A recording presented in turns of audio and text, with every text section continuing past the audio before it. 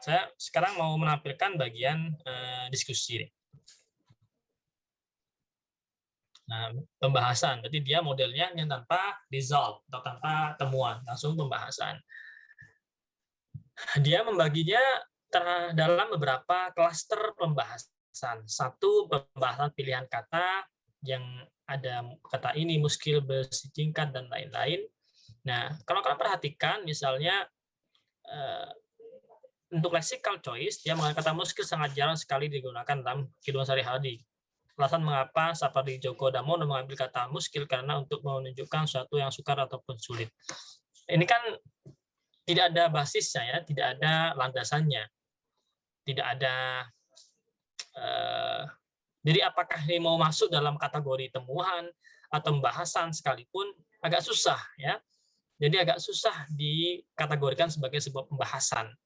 Tidak ada contoh excerpt atau teks yang diambil, ini dalam rangka apa, leksikalnya dalam rangka apa, dibahasnya bagaimana, apa yang dibahas. Misalnya kamu mengatakan untuk menunjukkan sesuatu yang suka atau sulit, dari mana kamu tahu itu perlu diberikan alasan. Nah, apa kira-kira relevansinya. Nah, kalau kamu perhatikan ke bawah, ini untuk Mas Ira dan Lukman dan lain-lain nanti, ini hampir sama semuanya. Jadi semuanya berupa paparan temuan. Jadi lebih dekat pada paparan temuan. Jadi tidak ada pembahasan. Misalnya kamu mengatakan Mandas alegori digambarkan oleh kata kau. Kau di sini berarti zat yang luar biasa. Ini juga tidak ada kutipannya dari mana kalian punya interpretasi seperti itu. Jadi agak susah ya. Sehingga saya memberikan komentar misal di bagian ini diskusinya bukan pada diskusi, tapi lebih pada temuan. Nah, jika jurnal kalian itu meminta ada pembahasan yang biasa itu memang diminta, maka perlu ada pembahasan. Ya, perlu ada pembahasan. Saya buka satu contoh lagi.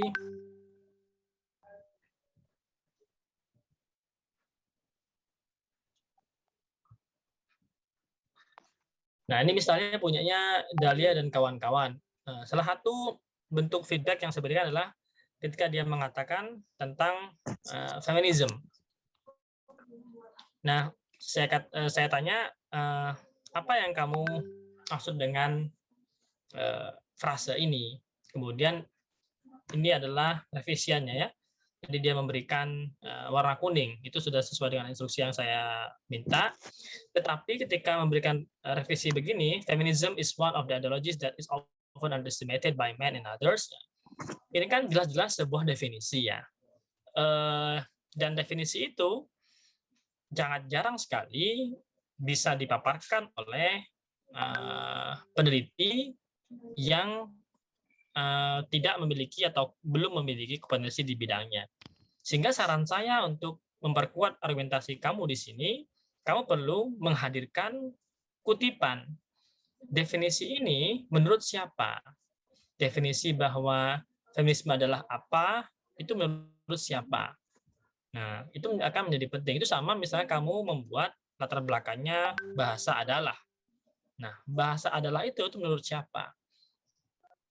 Jadi nanti bisa ditambahkan oleh Dea dan kawan-kawan, ini dikutip di Sadur atau diambil dari bukunya siapa.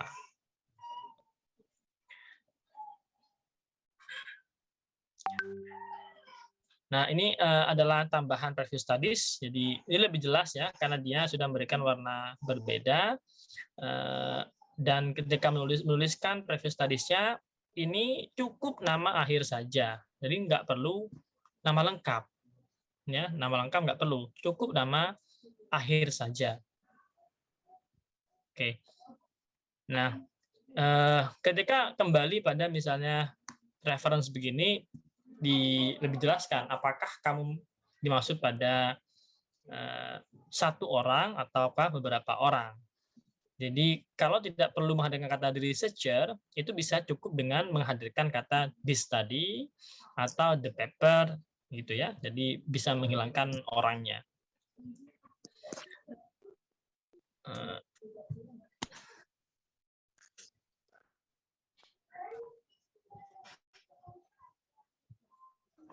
Nah, silakan coba dilihat di sini misalnya ketika dia membahas di bagian diskusinya. Sama seperti sebelumnya, misalnya menggunakan tanda kutipan seperti ini, itu seharusnya juga muncul kutipan langsung. Jadi muncul kutipan langsung. Kira-kira dari tulisannya Mills ini, mana yang dikutip langsung? Kalau kalian tidak mengutip langsung, silakan diparafrasekan saja tanpa perlu ada halaman. Nah, karena ini judulnya di awal finding and discussion, maka saya berharap ada gabungan antara temuan dan diskusi.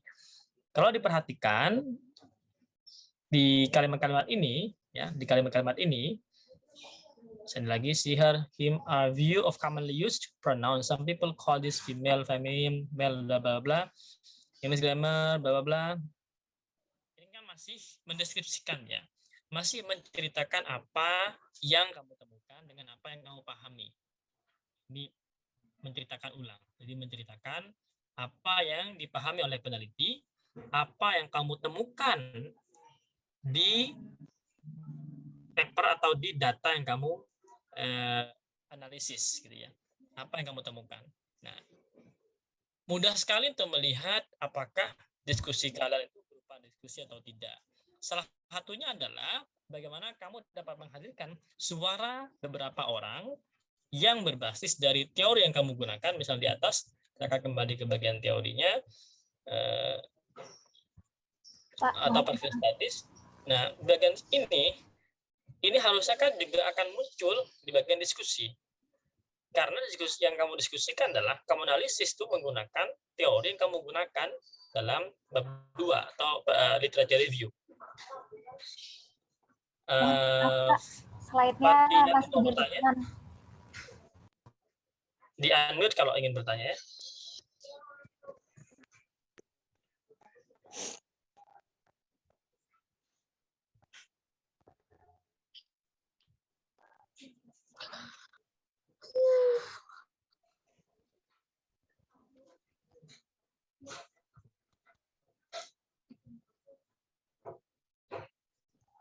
Permisi Pak, mohon maaf. Ini slide-nya masih belum di-share, masih tetap yang punyanya Lukman Pak dari tadi. Oke, sebentar.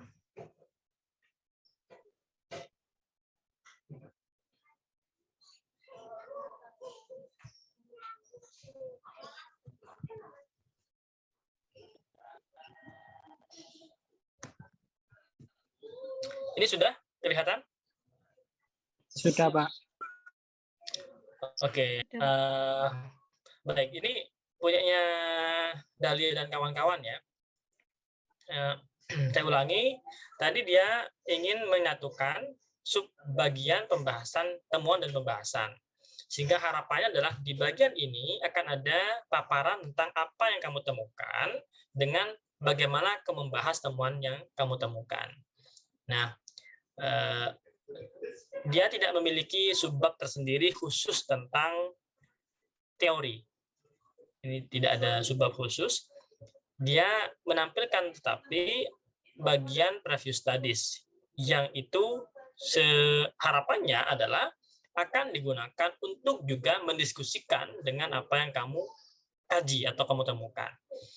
Nah, tapi kalau kalian lihat, perhatikan, saya akan masuk pada finding discussion-nya.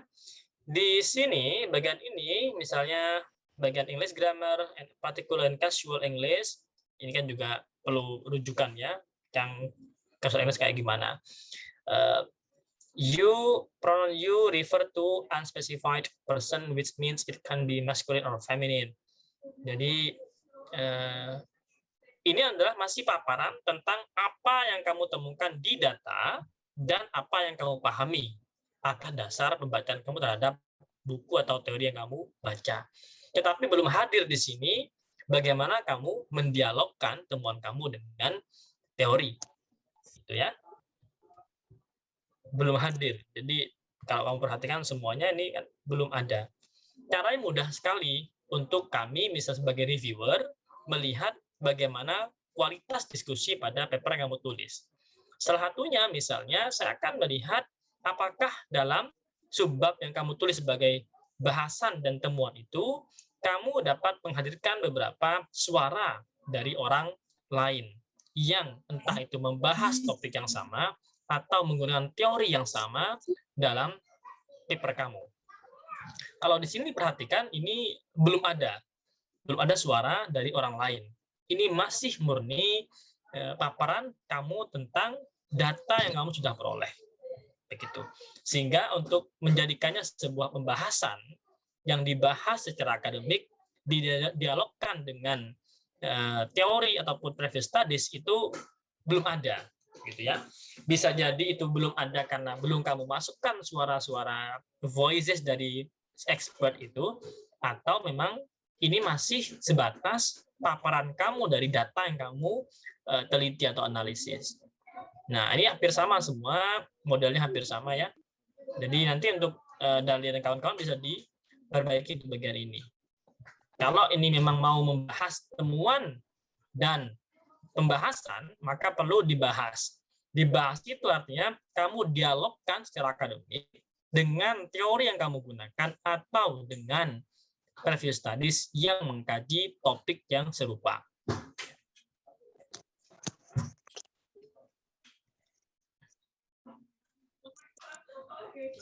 Oke, saya akan coba lihat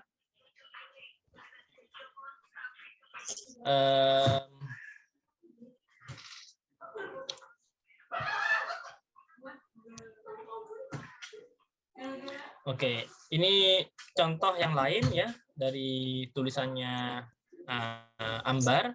Ambar ini kelas A ya.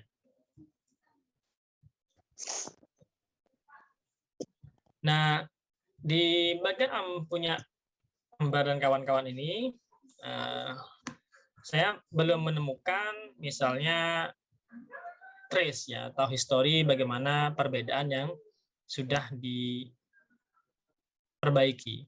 Tapi dari datanya ataupun dari isi bagian diskusi, atau ada Ambar di sini. Ambar bisa komentar nanti kalau ada yang sudah kamu perbaiki tapi tidak saya respon.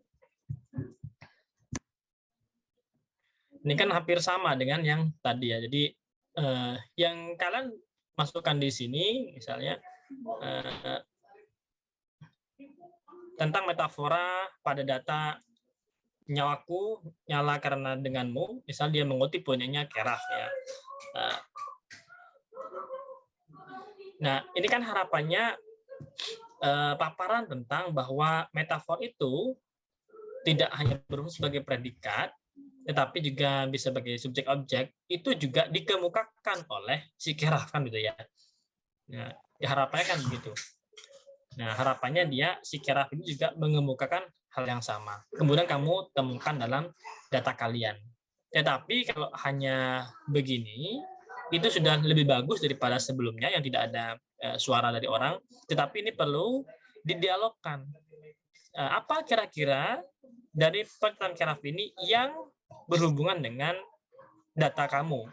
Misalnya, apakah itu sesuai atau tidak sesuai dengan, misalnya gitu ya, yang paling mudah, dengan fungsi dari sebuah metafora yang dikemukakan oleh si Keraf.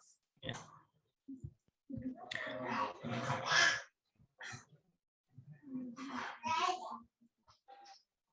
Nah, jadi karena saya tidak menemukan bagaimana proses perubahan, juga agak susah saya trace ya. Tapi dari segi pembahasan dan temuannya yang diajarkan jadi satu, itu sedikit lebih baik daripada yang tidak menghadirkan opini ahli di bidangnya.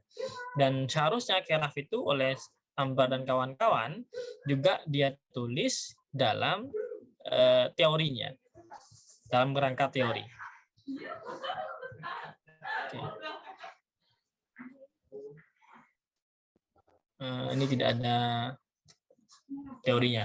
Nah, teori itu seperti yang saya bilang bahwa bisa saja teori itu diminta sebagai subbab khusus dari sebuah jurnal, atau dia tidak diminta secara khusus karena barangkali jurnal punya gaya penulisan yang berbeda-beda.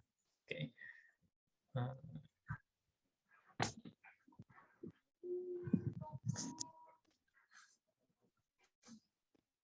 saya contohkan satu lagi.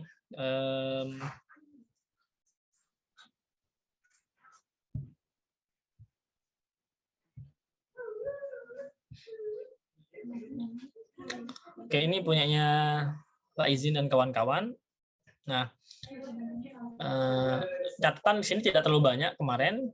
Ini perlu ada tahun ya. Misalnya kamu menulis tentang orang, maka perlu ada tahunnya.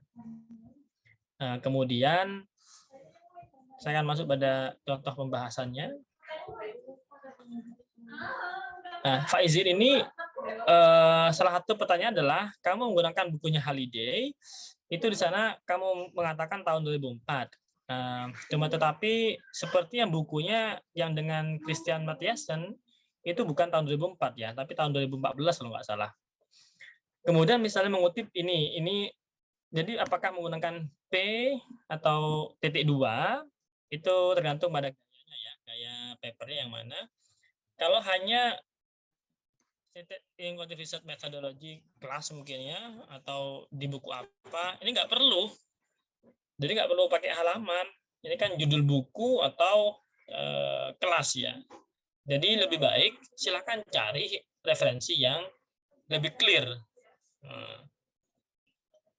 Jadi dari mana ini kan kalau yang ini yang di apostrofkan ada dua tanda baca itu kan seolah-olah ini yang ada di bukunya Pak Muji halaman 28. Tetapi kata ini ya tidak penting. Nah, jadi kata ini tidak penting kata ini. Nah, cara dia menghadirkan contoh analisisnya dimulai dari aspek material proses yang dia bagi 3 nanti kalau nggak salah ya. Kemudian dia menghadirkan data. Nah, saran saya untuk yang model begini nggak perlu kamu gunakan datum 1, datum 2, datum 3. Cukup misalnya dari bagian material proses ini ada berapa data yang kamu hadirkan. Kasih saja misalnya excerpt 1 atau excerpt 2 contohnya apa. Kemudian di bawahnya ada analisis kayak ini ya. Nah, ini kan masih berupa paparan kamu, pemahaman kamu tentang transitivity yang kamu temukan dalam data yang kamu analisis. Sehingga kamu paparkan di sini. Tetapi dalam pemaparannya, kamu belum mendialogkan, belum mendiskusikan dengan yang lain. Jadi, kalau tidak kamu jadikan satu, maka nanti perlu membuat satu subbab sendiri tentang discussion. Ya, tentang discussion. Oke, saya akan masuk. Apakah ada discussion di sini? Oke. Di paper ini tidak ada sub khusus tentang discussion, sehingga ekspektasinya bagian result tadi sudah dikombinasikan dengan discussion. Kalau begitu, perlu kamu dialogkan dengan teori yang kamu pakai, dengan teorinya Halliday yang tentang transitivity atau punyanya Simpson tahun 2004 ini. Nah, kalau saya perhatikan lagi cara kalian menulis referensi ya di sini, misalnya kamu menggunakan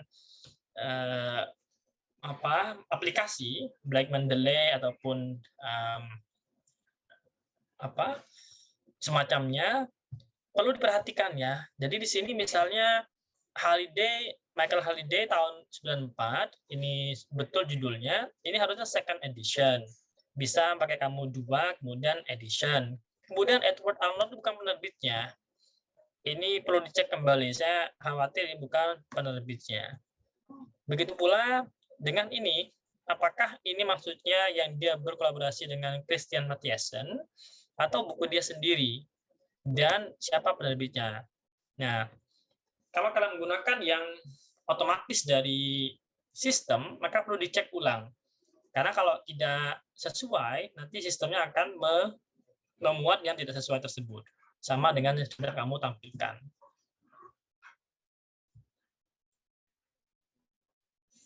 Oke. Nah, Jadi yang perlu diperhatikan ketika menulis satu tentang pengutipan, lihatlah apakah kutipan kalian itu kutipan langsung atau kutipan tidak langsung. Kalau kutipan langsung, yang dicirikan dengan kamu menulis nama orang yang terakhir, kemudian tahun, kemudian titik 2, lalu halaman, maka perlu ada kutipan langsung yang ditandai dengan apostrof, titik 2 gitu ya. Kalau katanya itu kurang dari 40 kata. Tetapi kalau itu lebih dari 40 kata, maka perlu menjorok ke dalam. Ya, perlu menjorok ke dalam. Kalau kutipan tidak langsung, cukup diparafrasekan. Ya, cukup diparafrasekan.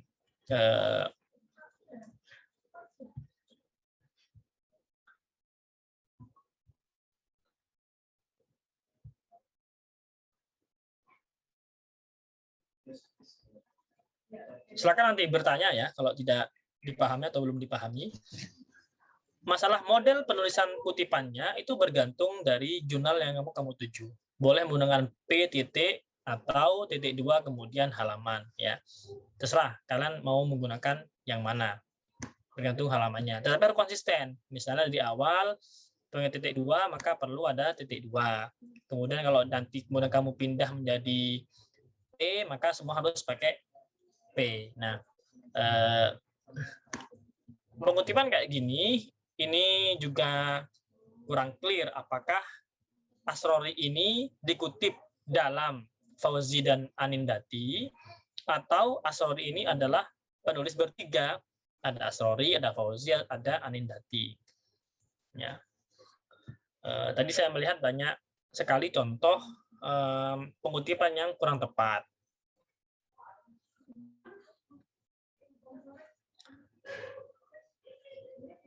Oke,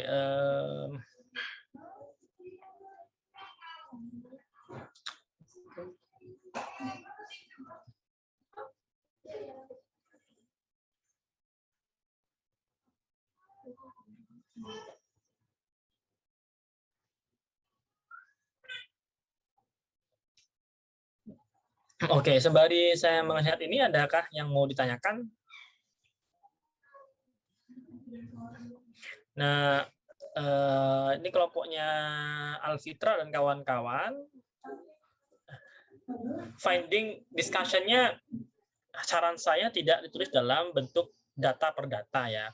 Jadi di atas kan kalian sudah mencantumkan ada beberapa contoh statistika, ada yang Quranic statistik, ada statistik linearity dan lain-lain ini. Nah, yang kamu ingin bahas ini sebenarnya apa? Apakah tipe-tipe gaya bahasa dalam Quran yang dilihat dari aspek apanya? Maka yang dipaparkan di sini lebih baik itu sesuai dengan yang ada di atas sehingga mudah diikuti. Kalau perdata begini, ya perdata begini itu agak susah diikuti kecuali kamu maunya per surat. Jadi surat ini ayat ini sekian apa yang ada gitu ya. Dan lebih mudah diikuti. Nah, yang bersama dari teknik pembahasannya ini juga tidak tepat ya. Misalnya dari speech check itu kan ada banyak ya. Ya nggak perlu diginikan tulisannya. Ini kan kamu mengutip tentang definisi yang fokus pada expressive speech act. Bisa digunakan untuk different psychology expression. Jadi coba kalian suarakan bahwa apa yang dikemukakan oleh Shirley misalnya tentang salah satu fungsi speech act itu adalah ABCD. Yang itu juga ternyata digunakan dalam gaya bahasa Al-Quran ini untuk apa? Gitu ya. Itu kan lebih ada voice, ada dialog. Bahwa kamu menemukan sesuatu dalam data kamu, tetapi itu juga didukung oleh misalnya teori yang kamu gunakan. Nah, itu jauh lebih punya voice ya.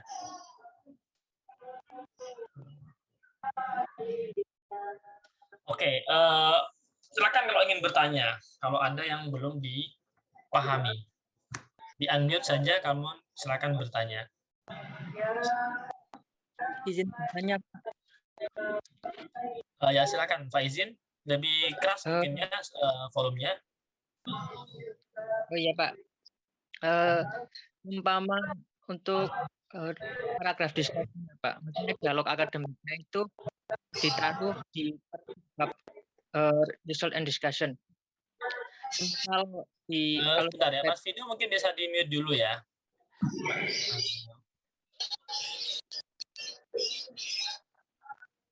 Silakan diulangi lagi, Mas Faizin. ya Pak, semisal kan di paper kelompok kami Pak itu ada beberapa subbab. Untuk paragraf akademik dialognya itu ditaruh di akhir subbab ataukah lebih baik ditaruh data Pak? Kalau itu nanti sesuaikan dengan gaya selingkung jurnal yang kamu tuju. Kalau jurnalnya itu meminta ada result sendiri, ada discussion sendiri, maka bisa dipisah. Tetapi misalnya jurnalnya itu mengharuskan kamu menggabung result and discussion, maka digabung. Sehingga ketika kamu memaparkan sebuah temuan, di bawahnya langsung ada pembahasan. Jadi bedanya apa discussion sama result? Result itu nanti pasti sesuai dengan jumlah question, satu ya. Yang kedua, itu sesuai dengan data yang kamu peroleh. Dan biasanya itu juga relevan dengan tujuannya apa saja. Nah, kalau kamu misalnya paparan yang kamu anggap discussion itu adalah memaparkan jumlah gaya bahasa yang kamu temukan dalam puisi, jenis-jenis gaya bahasa dalam puisi, maka itu masih akan berupa temuan. Kamu menemukan gaya bahasa leksikal, gaya bahasa pronon, gaya bahasa gramatikal, gaya bahasa lain-lain, itu temuan kamu. Nah, sekarang tugasnya adalah apa yang harus kamu dialogkan. Kan kamu udah nulis nih tentang preview studies yang membahas A, B, C, D. Kamu udah nulis nih tentang teori A, B, C, D, dan lain-lain ya. Nah, teori itu tidak hanya sebatas bunga-bunga dalam paper kamu, tetapi harusnya juga digunakan sebagai pisau analisis. Nah, kamu udah ketemu dengan data, kamu analyze lah itu, kamu interpret the data. Bagaimana interpret the data? You use the theory, gitu ya. Nah, kalau kamu belum interpret the data, maka belum discuss. Nah, kamu perlu interpret itu, discuss the data secara akademik. Paling tidak, clue-nya yang paling mudah dilihat oleh reviewer adalah itu ada suara orang dalam pembahasannya yang didialogkan. Karena dialog kan perlu dua arah ya, perlu dua arah. Bisa misalnya kamu angkat dulu dari suara orang, misalnya orang mengatakan apa, kamu nemukan apa. Atau kamu temukan apa, ini berkelindahan dengan apa gitu ya. Sesuai dengan apa. Atau bertolak belakang dengan apa. Bisa saja misalnya penelitian terdahulu tentang talistika itu dalam puisi itu banyak menemukan aliterasi, terutama dalam bukunya puisi Joko misalnya. Ternyata yang kamu temukan sekarang itu berbeda karena misal zaman milenial, penulisan milenial jauh berbeda, ternyata itu nggak muncul, sehingga kamu bisa counter argumen dengan mereka bahwa puisi itu akan jauh lebih banyak gaya metafora, gaya apa, ternyata nggak ditemukan. Bisa jadi karena apa? Nah, bisa jadinya itu adalah alasan kamu. Kan alasan kamu mengapa kamu punya interpretasi demikian. Tetapi itu perlu didukung oleh misalnya previous studies, teori, dan lain-lain. Ya, silakan kalau ada yang lain atau Faizin belum puas, silakan bertanya sekarang ya. Silakan bertanya. Kalau kalian nggak paham atau merasa tadi yang saya contohkan di sini itu juga kamu lakukan di paper kalian, satu tentang teknik pengutipan, tentang teknik penulisan referensi, tentang teknik pembahasan, silakan tanyakan kalau nggak paham. Karena setelah ini saya tidak ada Zoom lagi ya. Saya tidak ada Zoom lagi dan sudah akan membaca tulisan kalian yang paling terakhir minggu depan. Jadi harapannya sudah paling bagus, sudah sesuai dengan yang saya harapkan. Jadi kalau masih bingung, masih belum paham, tolong bertanya sekarang. Baik Pak, terima kasih Pak ya. Ya. Pak izin bertanya. Ya, silakan Dahlia. Kan untuk bagian discussion-nya itu kita bisa ambil dari teori yang sebelumnya sudah dipaparkan, ditulis di literatur review. Terus kalau untuk pemaparan seperti yang pemahaman kita yang ada di hasil result-nya, dan untuk suara orang itu apakah perlu ditulis juga di literary review-nya, Sir, nantinya? Atau langsung ditulis di discussion-nya jadi diskusi. Oke, baik. Literature review itu biasanya memuat dua hal. Satu, dia memuat kerangka teori apa saja yang digunakan dalam tulisan kamu.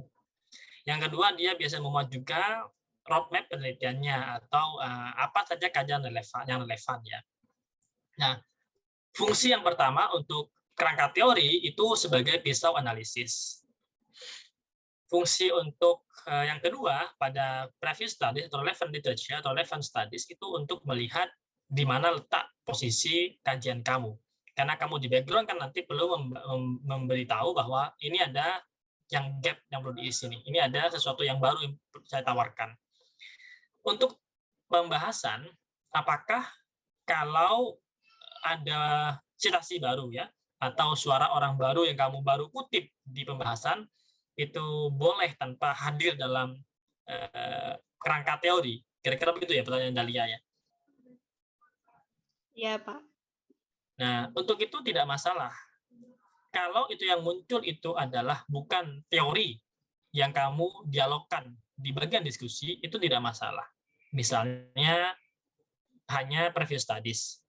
Ada orang di luar sana yang meneliti hal yang sama, dia menemukan apa, ternyata temuannya itu relevan atau sesuai atau sama atau bagaimana atau tidak relevan dan lain-lain, itu boleh muncul di diskusi.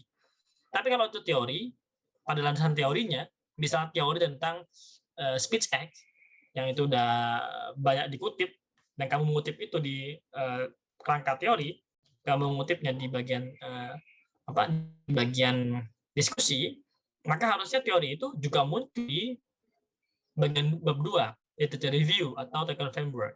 Harusnya muncul.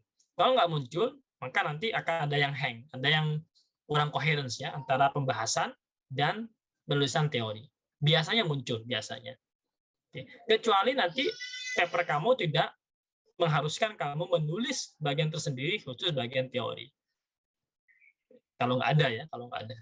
Maka untuk gaya itu ya secara teknis itu sesuaikan dengan riset paper yang atau jurnal yang ingin kamu tuju. Tapi secara teknis pembahasannya, temuan yang kamu sudah temukan perlu dibahas dengan teori atau dengan kajian terdahulu. Baik, Sir. Terima kasih. Ya. Ada yang